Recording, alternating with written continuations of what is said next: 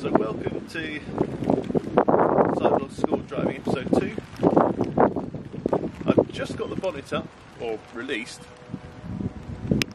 When you come back from title sequence, the bonnet will be up.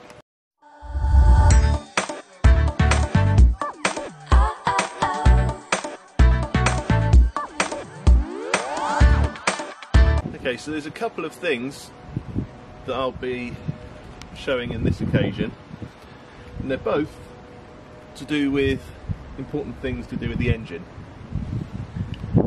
So, firstly, is one thing that I'll be topping up today, which is screen wash, because the bottle's empty.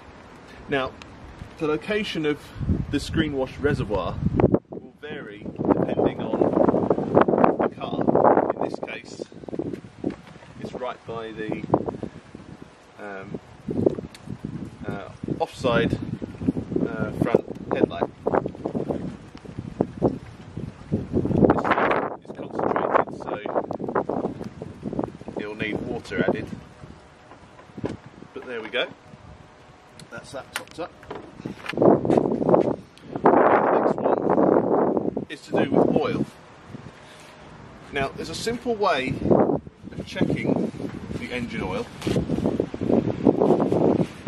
It's by means of a dipstick. Don't stab it. Again, the location of the dipstick will vary from car to car, and indeed the shape of it will vary from car to car. But the way to check it is as follows. If you get some kitchen roll, or blue roll in this case, dip it into the slot that the dipstick's housed in, wait a few seconds, and then pull it back out again. Now, on the dipstick itself, on the very end here, it will show how well lubricated the engine is. As you can see, that's absolutely fine. So, we simply top it back in place, or put it back in place I should say. All I will say is that it's imperative that it's checked when the engine is cold. I can put my hand here and the engine, as you can see, is totally cold. I've not run it as of the day of filming yet. If you run it when it's heated up, the consistency of the oil will be different. That's why on a bottle of oil, for example, it will show two different consistency levels, like 10W40, for example. So now that's the screen wash topped up, and now we need to check it. So what we do, we're not going to turn the engine on just yet, but we're going to have it. Can you hear that? It's because of an accident. That's been recovered. That whine you heard there was the fuel pump. And to check that the screen wash is topped up,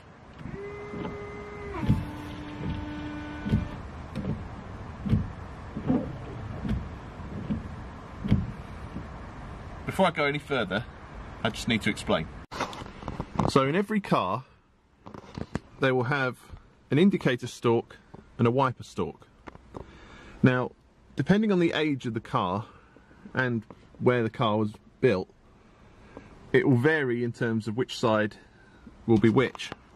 In this particular case, my car has the indicator stalk on this side, more on that in a future episode, and on this one, the wiper stalk is on the right hand side. Now, this will probably leave you wondering about the rear wiper. Well, that's also controlled by the wiper stalk. I'll just demonstrate.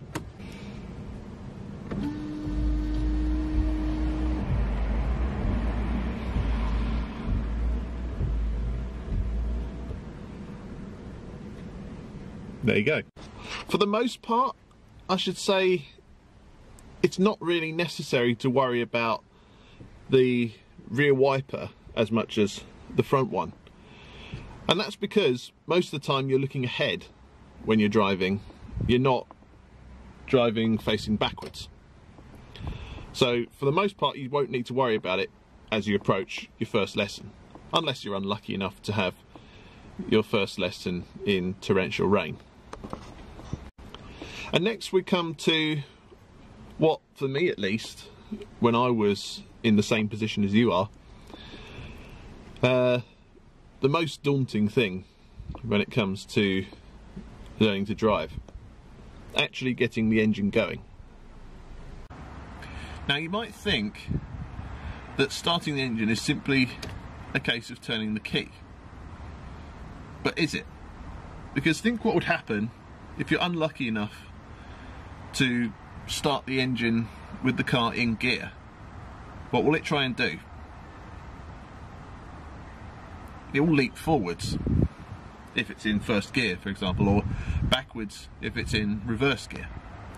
So what I would suggest, and talk to your instructor about this before you do so, but I would suggest, before starting the engine, check that the handbrake is on, and it very much is on this one. Check that the car is in neutral, and to do that you simply do this.